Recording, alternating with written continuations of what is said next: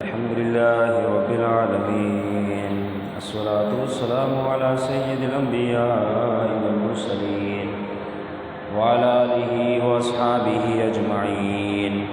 أما بعد، فأعوذ بالله من الشيطان الرجيم. بسم الله الرحمن الرحيم. فإذا جاءتهم الحسنة قالوا لنا هذه وإن تصبهم سيئة يطيروا بموسى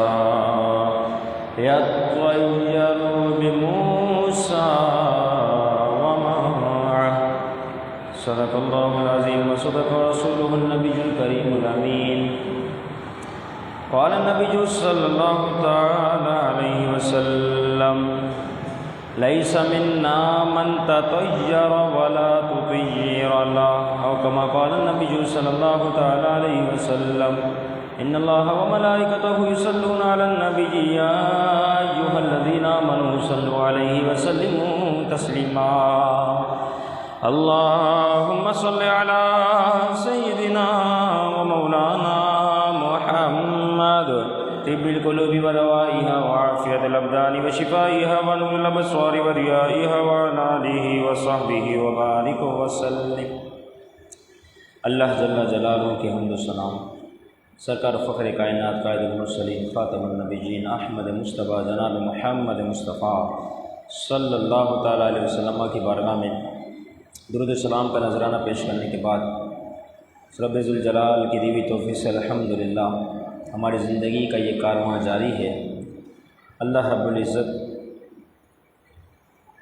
ہم سب کو آج کے دن کی رحمتوں برکتوں عظمتوں و سلامتیوں سے مالا مال فرمائیں. آج کا ہمارا موضوع سفر المظفر، جو کہ کامیابی والا مہینہ ہے اور اس میں کوئی نحوست نہیں، اس حوالے سے انشاءاللہ بیان ہوگا. رب تعالیٰ مجھے حق و سچ کہنے کی توفیق عطا فرمائے. بعد ازاں ہمیں صحیح طرح سننے، سمجھنے، عمل کرنے، دوسروں تک پہنچانے، یاد رکھنے کی توفیق عطا فرمائے. قرآن مجید میں میرا رب ارشاد فرماتا ہے: فَإِذَا جَاءَتْهُمُ الْحَسَنَةُ قَالُوا لَنَا هَٰذِهِ. فرعون اور اس کے چاہنے والوں نے جب اپنے پاس رحمتوں برکتوں، اسی طرح صحت مندی کا زمانہ، پھل پھول کا زیادہ پایا جانا، مویشی کا بڑھ جانا، باغوں کا سرسبز و شاداب ہو جانا، اولاد مال و متاع میں اضافے کا پایا جانا، جب یہ ساری چیزیں وہ دیکھتے تو کہتے یہ تو ہمارے لیے ہی ہے، یعنی ہم تو اس کا حقدار تھے، ہمیں ملنا ہی تھا. جب انہیں کوئی اچھائی پہنچتی قالوا لنا ھذہ، تو یہ کہتے یہ ہمارے لیے ہے. یہ تو جو ہمیں اتنا ذہن وسیع، عقل، سوچ بہترین ہمیں عطا کی گئی، اس وجہ سے ہم نے یہ سارے معاملات ہمیں عطا کیے گئے ہیں. یعنی بجائے شکر ادا کرنے کے ان تمام نیکیوں کو، نعمتوں کو اپنی طرف منسوب کرتے ہیں کہ ہماری وجہ سے یہ. اور فرمایا وَإِن تُصِبْهُمْ سَيِّئَةٌ يَطَّيَّرُوا بِمُوسَى وَمَن مَّعَهُ. اور جب ایسا نہ ہوتا، صحت ٹوٹ جاتی، قحط سالی ہو جاتی، زمین سوکھ جاتی، مویشی ہلاک ہو جاتے، پھل پھول کا سلسلہ رک جاتا، سبز و شاداب والے جو معاملات تھے وہ اب پتے جھڑنے والا سلسلہ شروع ہو جاتا، تو یہ تمام چیزیں دیکھ کر اب وہ کہتے ہیں یہ تو موسیٰ علیہ السلام اور ان کے ساتھ والوں کی نحوست ہے. علیہ السلام موسیٰ ومن معہ، یعنی کہ موسیٰ علیہ السلام اور ان کے ساتھیوں سے یہ بدنصیب قوم جو ہے وہ بدشگونی لیتی اور کہتی یہ نحوست جو آئی ہے یہ موسیٰ علیہ السلام کی وجہ سے آئی ہے. ہم تو بڑے خوشحال تھے. اللہ تعالیٰ فرماتا الا انما الطائر من عند اللہ، خبردار بے شک یہ جو نحوست ہے، یہ جو ان کی باتیں ہیں، انہیں یہ پتہ ہی نہیں کہ یہ جو یہ نحوست کی باتیں کرتے ہیں یہ در حقیقت عند اللہ، اللہ کے پاس جو ہے یہ ان کے جو معاملات ہیں اسی وجہ سے ان پر یہ چیز آ رہی ہے، لیکن یہ ساری نحوستوں کو یہ موسیٰ علیہ السلام اور ان کے چاہنے والوں کی طرف کر دیتے ہیں۔ حالانکہ ظاہر الفساد فی البر والبحر بما کسبت ایدی الناس، خشکی و تری میں جو فساد ظاہر ہو تو یہ انسان کے اپنے ہاتھوں کی جو کمائی ہے اس کا وبال ہے، کسی اور پہ نہ ڈالیں، اپنے بارے میں سوچیں کہ اس نے ایسا کیا کارنامہ انجام دیا جس کی وجہ سے نعمتوں سے محروم ہوا، جس کی وجہ سے اللہ رب العزت کی رحمتیں سے دور ہوئی۔ اپنے بارے میں سوچیں کہ یہ حرکتیں، یہ باتیں کرنا تو گویا کہ آج کے زمانے میں بھی اس قسم کے افراد پائے جاتے ہیں، دو چار نہیں بہت بڑی تعداد ہیں، جو سفر المظفر کا مہینہ شروع ہوتے ہی الیاذ باللہ کہتے ہیں سفر المظفر کے مہینے بلاؤ کا نزول ہوتا ہے، اور الیاذ باللہ کہتے ہیں نحوست والا مہینہ، حالانکہ مہینے ہیں، وقت ہے، گھنٹہ ہے، سیکنڈ ہے، یہ ساری منٹیں ہیں، شب و روز ہے، یہ سارے کے سارے رب تعالیٰ کی طرف سے مقرر کردہ ہے۔ صبح ہوئی رب کے حکم سے، شام بھی رب کے حکم سے، رات بھی رب کے حکم سے ہونی ہے، تو جب سارا معاملہ رب کے حکم سے چلنا ہے تو پھر کسی گھڑی کو، کسی وقت کو، کسی رات کو، کسی دن کو کوئی بندہ یا کسی مہینے کو بندہ منحوس کہے، الیاذ باللہ، کتنا بڑا گناہ گار ہو گیا وہ شخص، کس چیز کو اس نے منحوس کہہ دیا؟ یہ تو رب تعالیٰ کی طرف سے سارا سلسلہ چل رہا ہے۔ تو یہ ان لوگوں کے لیے لمحہ فکریہ ہے، سوچنے والی بات ہے کہ جو سفر مظفر کے مہینے کے بارے میں کہتے ہیں کہ بلاؤں کا اترا جاتا ہے، بلائیں اترتی ہے، اور یہ جو مہینہ ہے الیاذ باللہ نحوست والا مہینہ ہے وغیرہ وغیرہ۔ لیکن یہاں تک کہ سفر کو سفر کیوں کہا جاتا ہے؟ عام طور پہ دیکھا جائے ہم صفر پڑھتے ہیں، اس کا معنی کیا ہوتا ہے؟ زیرو، اس سے پہلے کوئی گنتی نہیں، اس کے بعد گنتی ہے 1 2 3 4۔ تو حرمت والے جو مہینے ہیں ذوالقعدہ، ذوالحجہ، محرم، یہ 3 مہینے ایک ساتھ جو آتے ہیں، تو مشرکین بھی، کفار بھی یہ حرمت والے مہینوں کا لحاظ رکھتے، پاس رکھتے اور جنگ و قتال سے باز رہتے ہیں۔ اب کیا کرتے؟ جیسے 3 مہینے ایک ساتھ ہے نا، جیسے گزرتے، سفر کا مہینہ آتا تو اپنے گھر بار چھوڑ کر پھر یہ چوریوں میں، جنگ و قتال میں، فساد میں مصروف ہو جاتے ہیں۔ اب گھر ہو گئے خالی، اس گھر کے خالی ہونے کی مناسبت سے اس کو سفر کہہ دیا گیا، خالی، کیونکہ گھر اب خالی ہو چکے ہیں۔ لیکن یہ بات یاد رکھیں کہ اسلام نے زمانہ جاہلیت کے ان تمام رسومات کو ختم کیا، اور اسلام نے اس چیز کو واضح کیا کہ سفر نہیں بلکہ سفر المظفر، یہ نام ہی بتا رہا ہے کہ کتنا برکت والا مہینہ ہے۔ فرمایا سفر المظفر، کہ یہ مہینہ صرف سفر نہ ہے بلکہ سفر المظفر یعنی کامیابی والا مہینہ، جسے اللہ کے حبیب نے فرمایا سفر المظفر، کامیابی والا مہینہ، تو اس میں کتنی کامیابی ہو سکتی ہے؟ ہم پھر بھی ناکامی کے پیچھے بھاگ رہے ہیں، ہم پھر بھی اس مہینے میں نحوستوں کو تلاش کر رہے ہیں۔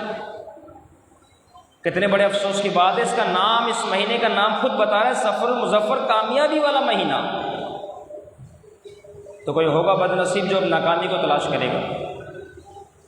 تو بہرحال یہ زمانہ جاہلیت سے رسومات ایک ذہن سے دوسرے ذہن، دوسرے سے تیسرے ذہن منتقل ہوتی آ رہی ہے، جیسے آج کل معاشرے میں بڑی رسومات ہیں، ہندوانہ رسومات جو جاری و ساری ہے۔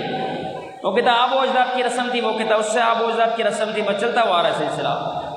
جب کوئی سمجھدار اس اسٹیج پر آ کے، موقع پر آ کے کھڑا ہو جائے، کہا اس رسم کو ہم نہیں مانتے، رک گئے، اب آگے سارا سلسلہ درست ہو گیا۔ تو اسی طریقے سے سفر مظفر کے بانے میں بھی جو جاہل قوموں کا نظریہ تھا، کچھ لوگوں نے اسی کو پروان چڑھایا، جبکہ پیارا محبوب نے فرمایا سفر مظفر، کامیابی والا مہینہ۔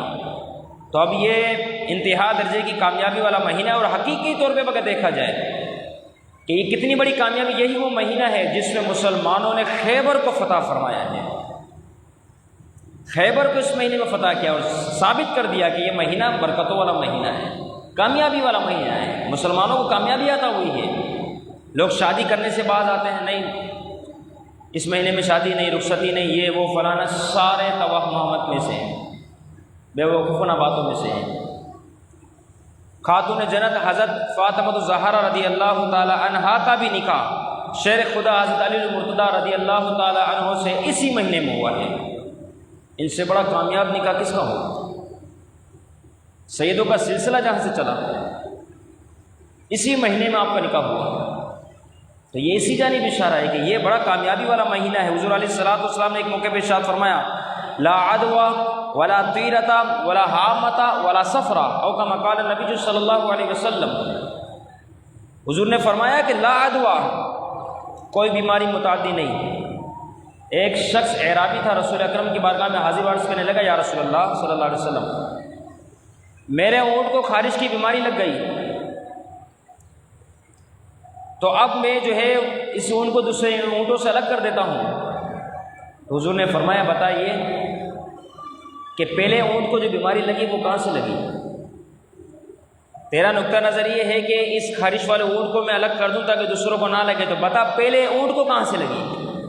تو حضور نے فرمایا لا عدوى، کوئی بیماری متعدی ہے ہی نہیں کہ ایک کو لگی ہو دوسرے کو چپک جائے۔ فی زمانہ بھی ہم اس کی مثال سمجھ سکتے ہیں، اگر بیماری متعدی ہوتی نا تو کوئی ڈاکٹر بننا پسند ہی نہیں کرتا۔ ڈاکٹر کس کو دیکھتے ہیں؟ تندرست شخص کو دیکھے گا، اس کا تو کام ہی بیمار کو دیکھنا ہے۔ اب بیمار کو جب دیکھنا ہے تو پھر ذرا اس پہ غور و فکر کیا جائے، اس کو تو صبح سے شام تک مریضوں کو ہی دیکھنا ہے، تو اس کو تو پہلی رات میں مر جانا چاہیے، اس کو تو دنیا بھر کی ساری بیماری لگ جانی چاہیے۔ اس لیے میرا محبوب علیہ الصلوۃ والسلام نے واضح فرما دیا، فرمایا لا عدوى، بیماری کوئی متعدی ہے ہی نہیں، جس کو میرا رب چاہے گا اس کو بیماری پہنچے گی، اور جس کو اللہ رب العزت نہ چاہے بیماری نہیں لگتی۔ تو لہذا اپنی سوچوں کو وسیع کیا جائے، حضور کے فرمان پر عمل کیا جائے۔ اس لیے حضور نے آگے فرمایا ولا طیرۃ، اور یہ پرندے میں بھی کوئی اس حوالے سے جو ہے وہ کوئی نحوست والا معاملہ نہیں ہے۔ عرب کے لوگ کیا کرتے ہیں، جب سفر پہ جانا ہوتا پرندہ اڑاتے، عجیب وقوفانہ رسم تھی، پرندہ اڑاتے اور کہتے یہ پرندہ اگر یوں اڑایا ہے، اگر دائیں طرف گیا ہم سفر کو چلے جائیں گے، اگر بائیں طرف گیا بس سمجھ جانا سفر خیر والا نہیں ہوگا، نہیں جانا۔ اب بتاؤ پرندہ ہے، اس کو کیا پتہ تم کیا سوچ رہے ہو اس کے بارے میں، اس کی مرضی ہے دائیں جائے بائیں جائے، اس کو تو یہ بھی نہیں پتہ ہوگا دائیں کیا بائیں کیا۔ لیکن مسلمان اشرف المخلوقات ہو کے انسان جس کو اشرف المخلوقات بنائے، تمام مخلوق میں سب سے بہتر، وہ اس پرندے کو تو کہ کیا سوچ رہے ہیں۔ تو یہ تھی ساری بدفعلی والے معاملات، بدشگونی والے معاملات۔ سر حضور علیہ الصلوۃ والسلام نے فرمایا ولا حامۃ، حامہ ایک چڑیا تھی، وہ جس گھر پہ آ کے بیٹھ جاتی کہتے اب اس گھر میں نحوست آئے گی۔ میں پرندہ ہے، تم نے اس پرندے کو منحوس سمجھ لیا۔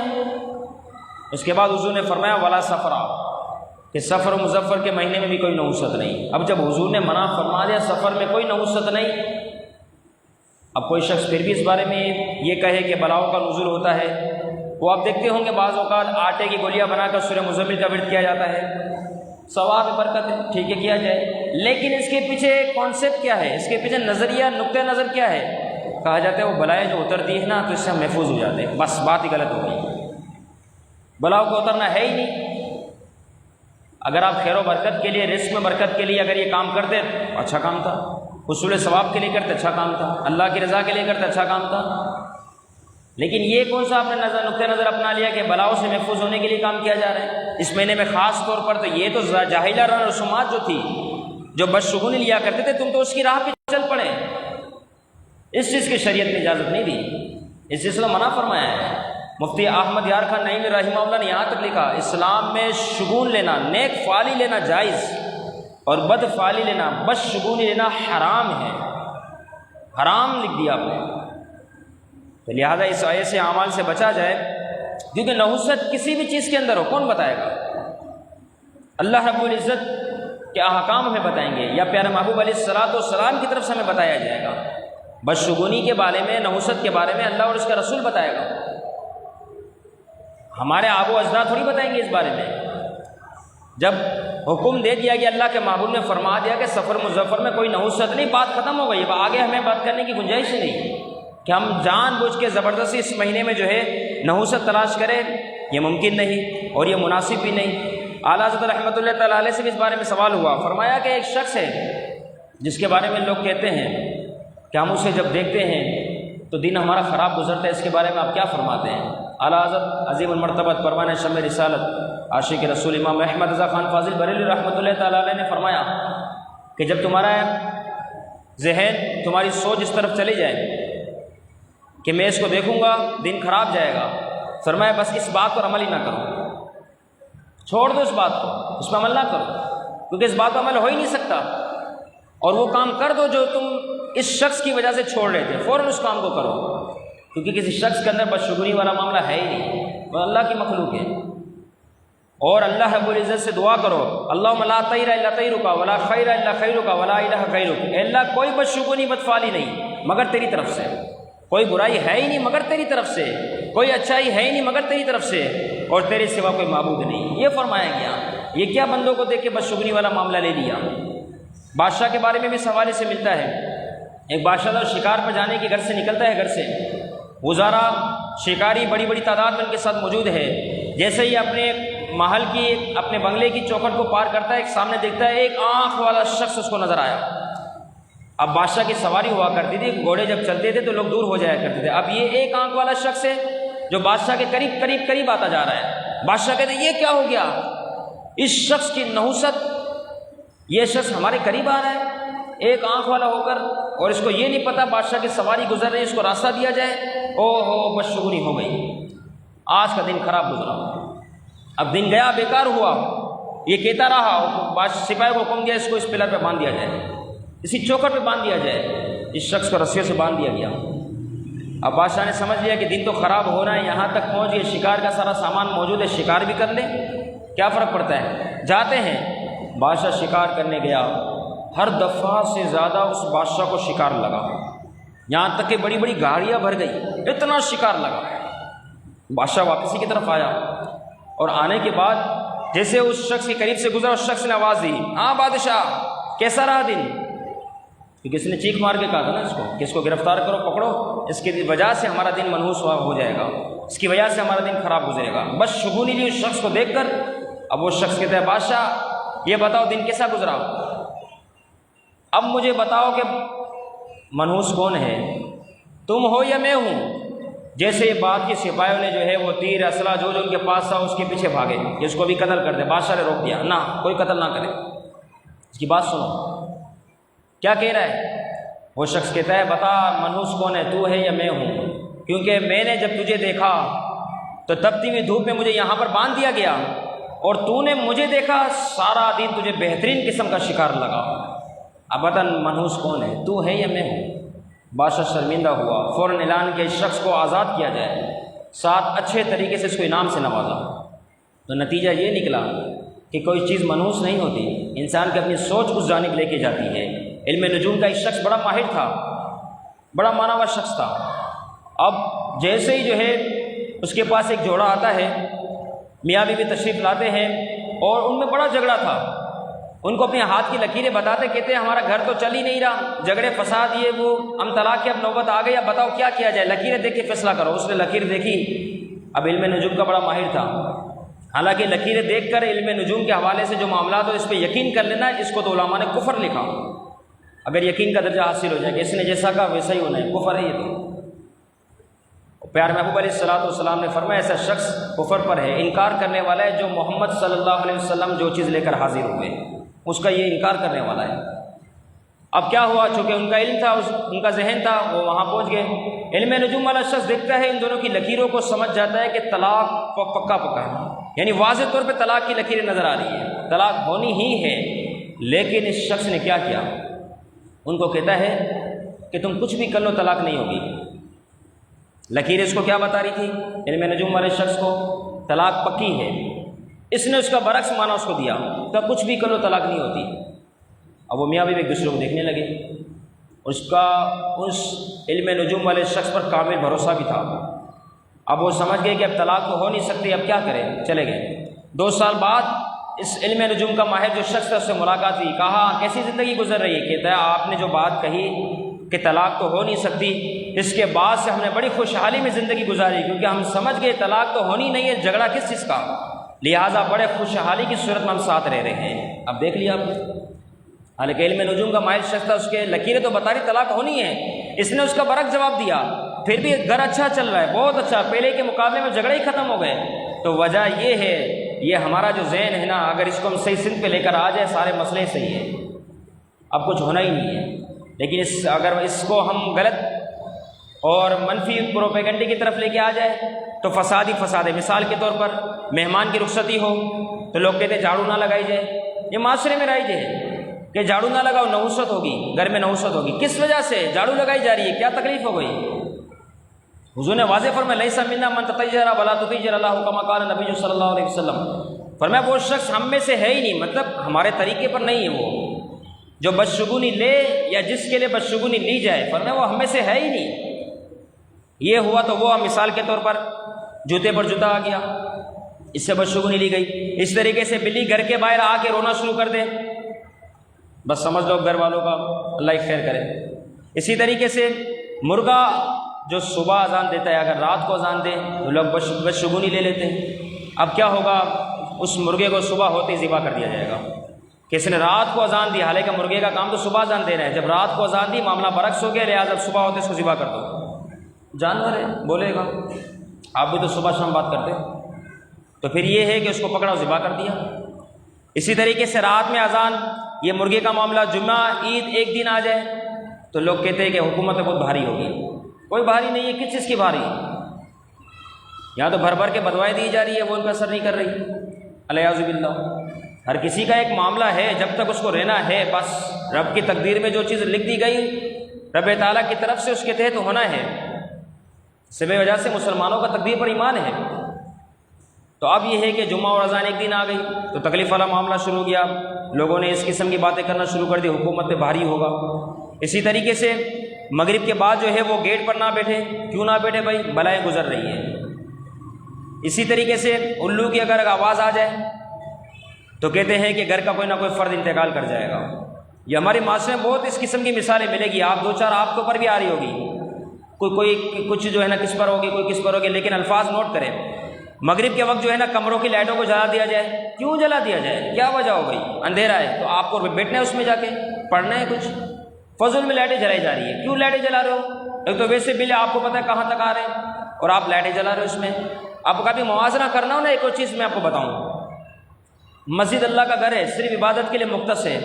کبھی دیکھا ہے مؤذن کبھی آ رہا ہو دوسری منزل تیسری منزل چھت کی لائٹ آن کر رہا ہو، مغرب کا وقت ہے لائٹ آن کر دو، یہ مقدس زمین ہے، یہ مقدس جگہ ہے، یہاں کی لائٹوں کو اضافی نہیں جلایا جاتا، حالانکہ مغرب کا ٹائم ہے۔ کبھی غور کیا آپ نے اس بات پر؟ نہیں کیا تو اب کرنا کبھی، کہ مغرب کا وقت ہو، نمازی اگر پہلی منزل تک محدود ہے، دوسری منزل کی کبھی لائٹیں نہیں جلائی جائے گی، اوپر اندھیرا رہے گا۔ اس کا مطلب یہ چیز کی واضح دلیل ہے کہ اس سے زیادہ مقدس تمہارا گھر ہے، کیوں لائٹیں جلاتے ہو فضول میں؟ لیکن کیا کہا جاتا ہے؟ نہیں، اندھیرا ہے، مغرب کا وقت ہے، لائٹیں جلا دو۔ اسی طرح کوئی شخص کسی جگہ پہ جا رہا ہے تو وہ کیا کرتے ہیں؟ لائٹیں جلا کے جاتا ہے۔ لائٹ کیوں جلا کے جا رہے ہو؟ کہ کل ابھی ہمیں آنا ہے، 24 گھنٹے کے بعد لائٹ ایک بھلے جلی رہے، کیوں جلا رہے ہو لائٹ؟ کس کے لیے؟ کیا جنات فرشتوں کو اس لائٹ کی ضرورت پڑ گئی؟ گھر میں جب کوئی ہے ہی نہیں تو لائٹ جلانے کا کیا مقصد بھائی؟ یہ ساری بدشگونی والے معاملات ہیں، نہ جانے لوگ کیا کیا کیا توہمات بکتے ہیں اس بارے میں۔ تو بہرحال ایسے کاموں سے بچا جائے۔ اسی طریقے سے دلہن آئے گھر کے اندر، کوئی شخص مر جائے تو اس عورت کو بیچاری کو، حالانکہ اس شخص کی زندگی ختم ہوئی نا، دلہن کا کیا قصور ہے اس میں؟ تو اس کو منوس ٹھہرا لیا جاتا ہے۔ اسی طرح وہ عورت دلہن جو آنے کے ساتھ اس کے یہاں لڑکیاں پیدا ہونا شروع ہو جائے یا پہلی لڑکی پیدا ہو تو اس کو منوس جانا جاتا ہے۔ حالانکہ یہ بات یاد رکھے، پیارے محبوب علیہ الصلوۃ نے فرمایا ہے جس کی شادی ہوئی اس کی عورت نے سب سے پہلے جو بچہ جنا وہ لڑکی ہے، فرمایا یہ عورت برکت والی ہے۔ حضور اس کو برکت والی فرما رہے ہیں۔ اور آج کا مسلمان کلمہ کو وہ کہتا ہے یہ تو نحوست والا کام ہو گیا کہ لڑکے پیدا کر رہی ہے، کہ وہ اپنی مرضی سے پیدا کر رہی ہے۔ تو یہ سارے معاملات معاشرے میں بہت زیادہ پائے جاتے ہیں۔ اسی طریقے سے حاملہ عورت میت کے قریب نہ جائے، کیا ہوگا اس میں؟ اس سے بھی عجیب و غریب جو ہے وہ بدشگونی لیتے ہیں، کہتے ہیں ورنہ بچے پر برا اثر پڑے گا۔ اسی طریقے سے حاملہ عورت جو ہے وہ سورج گیند کے وقت چھری استعمال نہ کرے، بچہ کٹا ہوا نکلے گا۔ یہ کیا بات ہو گئی؟ سورج گیند کہاں، آپ کہاں، وہ بچہ پیٹ کے اندر وہ کہاں، لیکن کہاں کہاں سے تانے بانے جوڑ لی۔ اور اس طریقے سے جو ہے توہمات، اور ہمارے گھروں میں بھی چیزیں رائج ہیں، اکثر آپ عورتوں سے سنتے ہوں گے سورج گیند احتیاط کرو، چھری استعمال نہ کرو۔ تو یہ سارے کے سارے توہمات ہیں۔ بدشگونی لینا ہے، اسلام میں بدشگونی گنجائش نہیں۔ نیک فالی اچھی چیز آپ لے سکتے ہو، بدشگونی گنجائش۔ اسی طرح سیدھی آنکھ پڑکنے لگے، کہتے ہیں مصیبت آئے گی۔ کہاں سے آئے گی مصیبت؟ جو آنی ہو تو بغیر آنکھ پڑھ کے بھی آ جائے گی، کہیں ایسی مصیبتیں آتی ہیں آپ کی آنکھ نہیں پڑکتی پھر بھی آپ پر آ جاتی ہے، تو کیا مطلب ہوا اس کا؟ اسی طرح خالی خالی کینچی نہ چلائی جائے، لڑائی جھگڑا ہوگا۔ اسی طریقے سے بچہ سویا اوپر چھلانگ مار کے گزریں گے تو بچے کا قد چھوٹا رہ جائے گا۔ یہ سارے توہمات ہمارے معاشرے میں پائی جاتے۔ رات کو ناخن نہ کاٹے، اس طرح انگلیاں چٹکانا، حالانکہ اس کی 3 صورتیں بنتی ہے۔ نماز کے اندر انگلیاں چٹکائی، نماز مکروہ تحریمی ہو گئی۔ نماز کے علاوہ انگلیاں چٹکائی بغیر کسی حاجت کے، مکروہ تنزیہ ہو گئی۔ اور استراحت کے لیے، آرام پہنچانے کے لیے آپ نے ٹک کیا، انگلی چٹکائی نماز کے علاوہ، تو یہ مباح ہے، جائز ہے، کوئی حرج ہی نہیں۔ لیکن فضول میں بندہ چٹکاتا رہے نماز کے علاوہ، یہ مکروہ تنزیہ ہے۔ اور نماز بندہ پڑھ رہا ہے یوں کر لیا نا تو یہ مکروہ تحریمی والا عمل ہو گیا، انگلی چٹکانا۔ تو یہ سارے معاملات ہیں۔ بہرحال یہ ہے کہ اسی طریقے سے نومولود بچہ، چھوٹا بچہ ہے، اس کے کپڑوں کو نچوڑا نہ جائے، بچے کا جسم درد ہوگا، بے شمار اس قسم کی باتیں ہیں، وقت کے دامن میں گنجائش نہیں۔ بہرحال یہ ہے کہ یہ سارے ایسے الفاظ ہیں جو ہمارے معاشرے میں پائے جاتے ہیں، ان تمام سے بچا جائے۔ اسلام میں مختصر یہ کہ بدشگونی کی گنجائش نہیں، بات ختم۔ نیک شگونی، نیک فعال، اچھی چیزیں آپ لے سکتے ہیں، بدشگونی نہیں لے سکتے۔ آپ دیکھتے ہیں رکشہ چل رہا ہوتا ہے، کبھی اس کے پیچھے دیکھیں چھوٹا چپل لٹک رہا ہوتا ہے، ہمت کر کے کبھی پوچھ لینا ڈرائیور سے، چلانے والے سے، یہ کیا لٹکایا ہوا ہے چپل؟ بچے کا چھوٹا چپل لٹکا ہوا ہے، کہتے اس وجہ سے تاکہ نا نظر نہ لگے۔ اللہ کے بندے، اس رکشے کو نظر لگے گی، اس سے کئی گنا زیادہ تجھے خوف ہونا چاہیے نظر کا، تو جوتے کا ہار ہی پہن لے پھر، تاکہ ہمیشہ کے لیے نظر سے محفوظ ہو جا۔ عجیب سی بات ہے، یہ کیا مسلمان ہے جو کسی باتیں کرتا ہے؟ چپل سے نظریں بچ جائے گی۔ سورہ فلق، سورہ ناس پڑھ، ظہر کی نماز کے بعد سورہ مزمل کی تلاوت پابندی کے ساتھ کر، یہ چیز ایسی ہے جو تجھے بچائے گی۔ یہ کس کاموں میں لگ گیا؟ چپل لٹکا کے سوچتا ہے، تیرا یہ نظریہ، تیری یہ سوچ، تو حضور کا امتی یہ سوچتا ہے کہ چپل لٹکاؤں گا نظر سے بچ جاؤں گا، وہ بھی رکشہ بے جان جس کے پیچھے تو نے چپل لگا دی ہے۔ تو یہ سارے توہمات ہیں الیاذ باللہ سما، کیونکہ ہم دین سیکھنے کے لیے آتے ہی نہیں ہیں، ہم تو آتے جمعے کی نماز پڑھنے کے لیے، پورا ہفتہ میں موقع ہی نہیں ملتا، نہ پورا ہفتہ کوئی بیان کا سلسلہ ہوتا ہے۔ اب ایک ہی دن جمعے کی نماز کے وقت کچھ آدھا گھنٹہ پہلے بیان ہوتا ہے، ہم آتے ہی نہیں ہیں۔ کون سیکھے گا دن؟ کس سے سیکھو گے؟ کہاں جاؤ گے سیکھنے؟ ایک موقع ملتا ہے ہم اس کو بھی ضائع کر دیتے ہیں۔ کام کے لیے ہم 12 گھنٹے وقت نکالتے ہیں، لیکن دین سیکھنے کے لیے ہفتے میں صرف 10 آدھا گھنٹہ، 25 منٹ، 35 منٹ ہمارے پاس وہ نہیں، تو پھر یہ توہمات والے معاملات ہوتے ہیں۔ پھر جیسے گھر کی خواتین، بڑے بوڑھے حضرات جو جن کے پاس علم نہ تھا وہ کرتے گئے، ہم ان کے پیچھے پیچھے ہم بھی کرتے چلے جا رہے ہیں، کیونکہ ہم نے دین سیکھا ہی نہیں، الیاذ باللہ۔ اللہ تعالیٰ ہم سب کو عمل کی توفیق عطا فرمائے، اور ہمیشہ ہمیشہ نیک فعالی، نیک شگون لینے کی توفیق عطا فرمائے، بس شگونی سے ہم سب کی حفاظت فرمائے۔ وما علینا الا البلاغ۔